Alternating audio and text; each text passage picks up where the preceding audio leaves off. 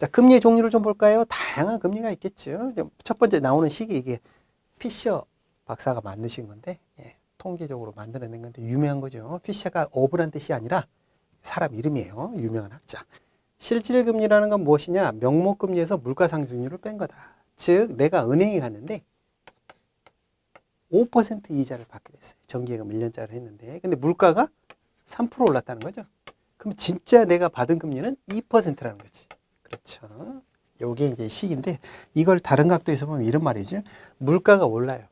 그러면 나의 구매력이 떨어지는 셈이니까 이자를 더 줘야지 자금이 공급이 된다는 거죠.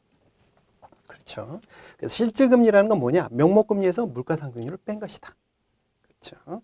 자, 그리고 이제 과거에 일이 있었잖아요. 그 예전에 한창 개발하던 시제, 한국에 새마을운동하던 시절에는 금리가 정말 높았거든요. 그럼에도 불구하고 기업들이 대출을 못 받아서 안달이었어요. 왜 그랬을까 보면 예를 들어서 10% 이자를 지불하더라도 20%벌 자신이 있다면 대출이 문제가 안 됐겠죠. 바로 이겁니다. 명목금리가 높더라도 물가 상승률이 높으면 실질금리가 낮아진다. 즉 물건의 가격이 계속 오르면 기업 입장에서 매출액이 느는 거거든요. 그렇죠? 충분히 그 팔리기만 한다면 대출 금리가 높아도 문제가 안 되는 거죠. 명목금리가 높더라도 물가 상승률이 더 높아서 그렇죠? 더 많이 벌 수 있어서 해결할 수 있다면 기업 투자는 활발할 것이다. 과거죠. 과거에 그랬다는 거죠. 그래서 지금 보시면 이렇게 금리가 떨어졌음에도 불구하고 투자가 안 이루어진다는 것은 다른 시각에서 보면 그만큼 돈 벌 일이 많지 않다라는 거나 마찬가지인 거예요. 자, 표면금리라는 건 겉으로 드러난 거죠. 대표적인 게 정기예금 이자율. 딱 찍혀져 나오잖아요. 표면에. 그걸 표면금리라고 하고요. 실효금리라는 건 실제 발생하는 것들. 그러니까 내가 어떤 대출을 받는데 비용이 들었다. 그런 것들까지 감안한 금리가 실효금리가 되는 거고요. 투자상품은 이게 이 실효수익률. 좀 더 정확히 말하면 세금을 뺀 실효수익률로 금융상품 수익률은 비교하게 됩니다. 그래서 세후 실효수익률로 금융상품을 선택하는 게 합리적인 거죠. 자, 그리고 이제 만기 수령을 계산하는데 복리냐 달리냐 이런 거 가지고 이제 또 구분하는 방법이 있는데 보시면 달리라는 거는 단순히 기간 이자만 계산하는 거죠. 그렇죠. 예를 들어서 10%다. 요게 2년으로 가면 어떻게 되느냐? 달리로 하면 그냥 곱하기 2만 하면 되는 거죠. 그렇죠? 원금이 100원이다. 그러면 이제 10원, 10원 이렇게 발생할 거 아니에요? 첫 번째는 10원, 두 번째에 10원 이렇게 끝나는 건데 복리로 이루어진다. 예를 들어서 연복리다. 그러면 10원, 10원이 똑같이 발생하지만 1차 년도에 발생하는 이자가 이자에 이자가 또 발생하는 거죠. 10%면 1이 더 늘어나겠죠? 그럼 121원을 받게 되는 거죠. 연복리가 되면. 즉 복리라는 건 뭐냐? 발생한 이자에 또 이자가 붙는 거죠. 그러니까 복리 횟수가 많을수록 만기 수령액이 증가하겠죠. 예를 들어서 12개월이다. 1년인데. 그러면 그 표면금리에 이건 다 연이율이니까 12로 12번 돌아가잖아요. 한 달짜리 금리가. 한 달치. 그래서 12번 돌아가고 12승을 해주게 되는 거죠. 1년이다 그러면 연수가 1일 거고요. 즉 결론적으로는 이거는 꼭 기억하셔야 돼. 복리 횟수가 많을수록 이자에 이자가 더 붙을수록 어떻게 된다? 만기 수익이 증가할 것이다. 요거는 꼭 기억을 하셔야 됩니다. 그러면 한 가지만 더 해볼까요? 만약에 분기복리라면 어떻게 될까요? 이거를 분기다. 그렇죠? 그럼 이게 3개월이 4번 돌아가잖아요. 그렇죠? 4로 나누고 4승하게 되는 거예요. 자, 이런 식으로 이제 계산이 되는 거고요. 시험 목적상 요거는 꼭 기억하셔야 됩니다. 복리 횟수가 많을수록 어떻게 된다? 이자를 더 받게 된다. 자, 금융기관의 역할을 한번 살펴보도록 하겠습니다. 유동성 제고를 통한 자산을 전환한다. 나는 단기 자금이지만 그 단기 자금들을 쭉 모아가지고 은행은 어떻게 하죠? 장기로 기업에 대출을 해주죠. 자, 이런 것들. 그래서 돈이 필요한 사람, 그렇죠? 돈을 맡기는 사람 니즈에 맞게 잘 이렇게 믹스해 주는 거죠. 그래서 직접증권은 대표적인 게 주식채권이라고 앞서서 말씀을 드렸고, 간접증권의 대표적인 게 은행의 예금. 그렇죠? 네, 제가 돈을 맡기면 은행이 알아서 대출해 주는 거죠. 자, 그 다음에 거래 비용이 절감될 거고요. 위험도 분산됩니다. 얼마든지 위험을 분산시킬 수 있죠. 여러 금융기관이 여러 또 기관에 기업에 대출을 해주고 할 테니까요. 자, 지급 결제 제도 다양하죠. 한국처럼 잘 되어 있는 나라가 없습니다. 다른 은행이 송금을 할 때 뭐 1, 2초면 다 송금이 되잖아요. 대단하죠. 네. 금융 서비스 등이 제공이 되고요.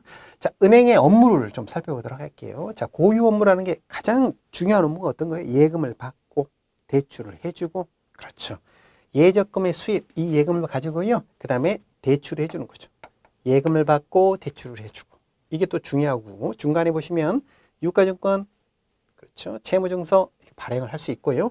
어음의 할인, 어음이 할인이라는 거 어음을 사드린다는 뜻이에요. 대출이나 마찬가지입니다. 그렇죠. 만기가 남아있는 어음을 사드린다는 거는 그 어음을 자기가 회수하겠다는 거죠. 쉽게 말하면 대출인 거고요.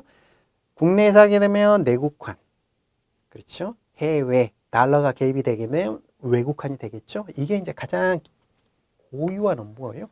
그 다음에 부수 업무가 있어요. 부수적으로 하는 업무는, 자, 보시면 보증이라는 게 있죠. 보증과 대출은 어떻게 틀리죠? 보증은 지금 당장 자금이 나가는 게 아니죠. 문제가 생겼을 때 그때 자금 집행이 이루어지죠. 틀리죠. 부수적인 거고.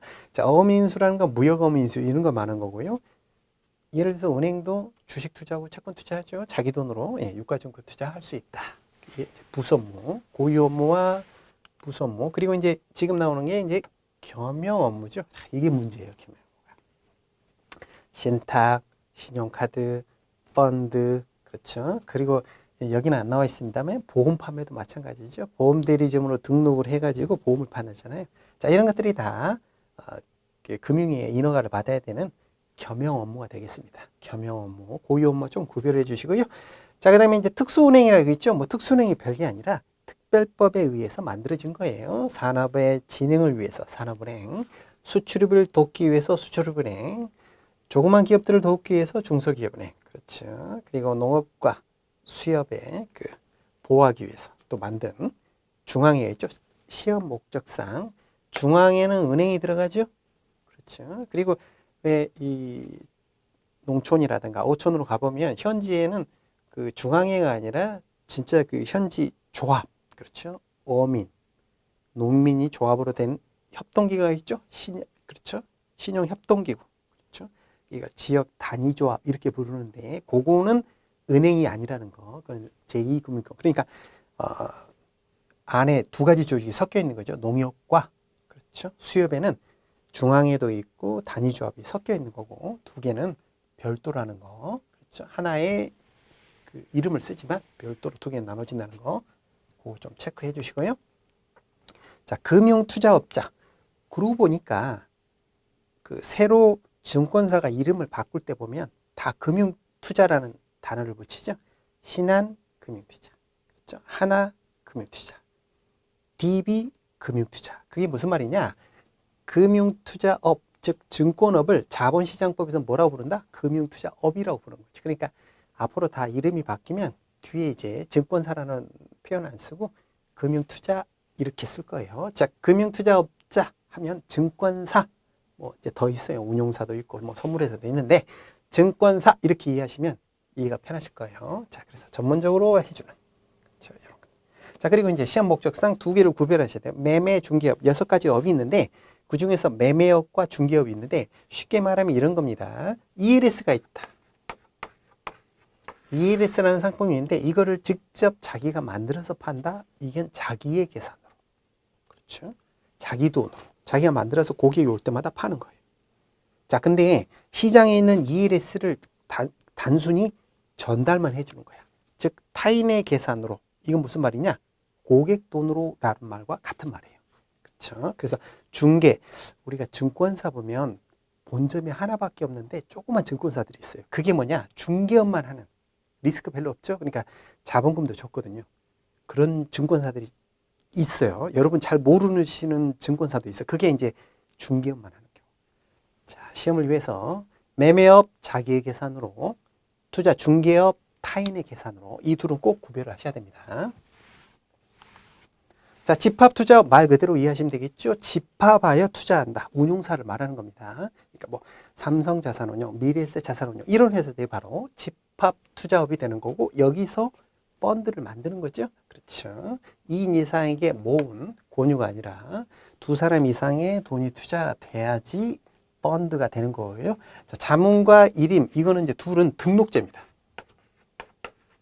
나머지는 다 인허가를 받아야 되는데 이 둘은 등록제예요. 즉 고객 돈을 직접 갖고 있는 게 아니라 자문해 주거나 주문을 도와주는 겁니다. 그게 이제 일이 되는 거예요. 자, 그리고 신탁업이 있죠? 믿고 맡기는 게 신탁이죠. 지금은 이게 이제 금융투자부 안에 들어와 있는데 요게 빠져나온다고 그러더라고요. 신탁을 좀 더 활성화하기 위해서. 어쨌든 지금 6가지 금융투자업에 이 6가지 업이 다 포함이 되어 있고요. 자, 자본시장법이 나온 기본 방향이 있습니다. 그렇죠? 왜 자본시장법이 나왔을까? 처음에 이게 나올 때 자통법이라고 불렀거든요. 자본시장 통합법이다. 이렇게. 그 말은 무슨 말이냐? 이 앞서 말씀드린 6가지 업이 있었잖아요. 요걸 다 뭉뚱그려서 굉장히 크게 만든 거죠. 왜 이렇게 했을까? 보시면 열거. 과거에는 그 상품들을 다 열거했단 말이죠. 규제를 받아야 될 상품들을. 근데 금융상품이 얼마나 많이 나옵니까? 그렇죠. 그거를 다 열거할 수가 없죠. 그래서 포괄주의. 그렇죠. 원칙은 포괄이고요. 예외적 규제를 하고 있고요. 자, 그 다음에 펀드를 은행에서도 팔고 증권에서도 파는데 금융기관별로 규제가 틀리면 안 되겠죠. 지금 뭐다? 경제시대라 기능별 규제. 즉 펀드다 그러면 그 펀드를 은행에서 팔건 증권회사에서 팔건 똑같은 규제를 하겠다. 그렇죠. 업무법의 확대, 이게 다른 말로 대용화라는 뜻이고요. 사실은 제가 생각할 때 자본시장법이 나온 거는 사실 이런 목적이 큰 거죠. 그래서 한국에서도 골드만삭스나 메릴린치 같은 큰 증권사가 나오길 바라는 마음이 아마 담겨져 있어서 자본시장법이 더 만들어질 수도 있었고요. 자, 그다음에 이제 투자자 보호죠. 자, 시험 목적상 요거를 싹 바꾸려면 열거 포괄인데 요걸 뒤집는다거나, 그렇죠? 기관 기능 요걸 뒤집어 갖고 틀린 지문으로 만들 확률이 높겠죠. 요거 체크를 해주세요. 자, 그 다음에 이제 보험회사죠. 보험회사는 이제 가장 큰 게 2가지 영역으로 나뉘죠. 생보와 손보로 나뉩니다. 더 잘하실 거예요. 사람의 생명에는 가격이 없을까요? 그렇죠? 예, 가격이 없죠. 그래서 미리 정한 금액을 하는 거죠. 내가 사망했을 때 1억을 받겠어. 2억을 받겠어. 그러면 1억이면 1억에 맞는 보험료, 2억이면 2억에 맞는 보험료를 정하는 거죠. 그래서 정액으로 보생을 하는 거고요. 손해보험 같은 경우는 대물이잖아요. 예를 들어서 자동차 보험이다. 그럼 자동차 가격이 정해져 있잖아요. 그래서 자동차에 해당하는 그 손해만큼 보상하는 거죠. 실제 손해에 대해서 보상하는 것이다. 손해보험, 생보와 손보. 자, 그 다음에 이제 저축은행 보시면 우리가 이제 그냥 저축은행이라 하지만 원래 법률적 풀네임은 상호저축은행이고요. 여기 보시면 일정 행정구역 내에 있죠. 그러니까 은행하고 하는 건 사실 똑같은데 뭐 가장 큰 차이가 뭐냐? 지점이 별로 없잖아요. 저축은행 규모가 작고 그게 이제 이런 한계가 있는 거죠. 자, 그래서 지역 밀착형 서민금융기관이다. 은행과 하는 일은 거의 똑같은데 금리가 좀 높은 대신에 대출은 좀 편하게 해주죠. 그렇죠? 세상에 공짜는 없잖아요. 대출 전체 금액을 좀 많이 해준다거나 대출이 좀 편하게 이루어지면 결국은 뭐예요? 더 많은 대가를 지불해야 되죠. 그래서 저축은행 하면 아무래도 금리를 조금 더 주죠. 은행보다는. 자, 그 다음에 이제 운용사가 있습니다. 집합투자업자라고 하죠. 펀드를 운용하는 거고요. 시험 목적상 자기가 만든 펀드를 직접 판매도 가능하다. 근데 현실적으로 그렇게 안 하죠. 왜냐면 펀드를 판매하려면 사람이 가서 앉아 있어야 되고 전산을 연결해야 되는데 그 비용이 어마무시하잖아요. 그러니까 실제 운용사는 펀드만을 운용만 하고요. 판매는 보통 은행, 증권 이런 데 판매 수수료 주고 맡기는 거죠. 어쨌든 직접 판매도 가능은 하다는 거. 네. 자, 그 다음에 이제 신협이라는 단어가 나오죠. 자, 이런 신협이라는 단어가 나오면 조합원을 생각하셔야 돼요. 조합원의 상호 이익을 위해서 만든 게 뭐다? 신용협동기구다. 그렇죠? 자, 그래서 상부상조를 위해서 만든 거고요. 신협이 있고 새마을금고가 있고 아까 말씀드렸습니다만은 중앙회가 아니라 농수협의 단위조합이죠. 요거는 신협에 들어가는 거다. 그거 같이 체크하시고. 우체국도 있죠. 예, 우체국. 우체국은요, 대출을 안 합니다. 예금만 받습니다. 우체국. 그리고 우체국은 예금자 보호를 안 해줘요. 왜 안 해줄까요? 필요가 없는 거죠. 국가에서 하는 거니까. 그렇죠. 그래서 우체국에서는 예금자 보호가 굳이 필요 없이 정부가 지급을 보장하고 있구나. 자, 그 다음에 이제 여신 전문 금융회사라고 있죠. 예를 들어서 카드는 여신에 해당할까요? 줄려 믿을 신, 일종의 대출인 거죠. 카드도 대출인가요?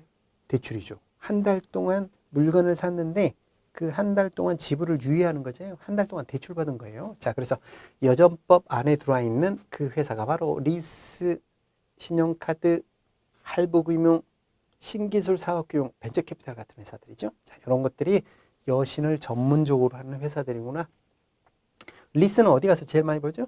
병원 같은 데서 제일 많이 보죠. 수많은 그 장비들이, 의료기기들이 엄청 비싸잖아요. 그거 현금 주고 사기가 쉽지가 않죠. 그러니까 다 리스하죠. 네, 빌린 거죠, 일종의. 그렇죠. 그 다음에 대금을 분할하여 납부하는 거죠. 이런 것들이 여신 전문 금융회사고요. 자금중개회사 콜 거래를 자금중개회사가 해주죠. 네, 그렇습니다. 그 다음에 유동화를 전문적으로 도와주는 회사가 있었고요. 주택금융공사가 있죠. 그 주택연금이라고 있죠. 여기서 만들어주는 거죠. 모기지론이라든가 이런 거, 주택, 저당채권, 유동화 업무들, 그렇죠.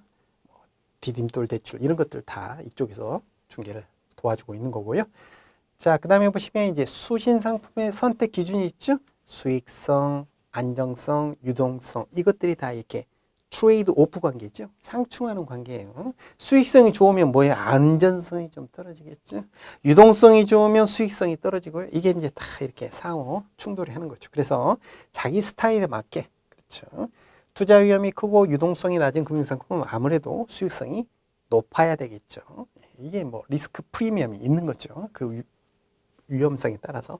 예를 들어서 1년짜리 정기예금과 한 달짜리 정기예금 어떤 게 더 훨씬 이자율을 많이 주죠? 1년짜리가 더 주잖아요. 그 유동성이 낮은 만큼 보상이 이루어져야 된다.